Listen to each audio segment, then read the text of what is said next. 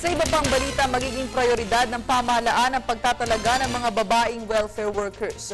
Inihayag ito ni Deputy Presidential Spokesperson Abigail Varte kasunod ng ginawang investigasyon sa usapin ng Sex for Flight.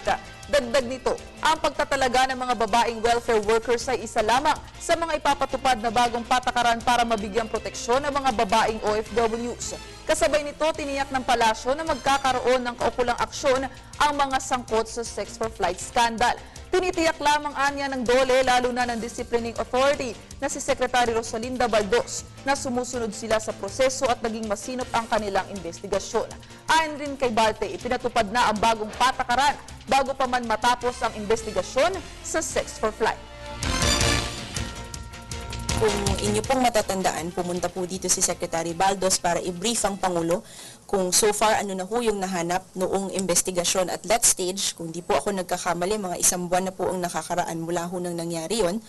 At nagbigay na rin po ng update si Secretary Baldos sa Pangulo kung ano, what are the measures that we need to take in order to avert situations like this.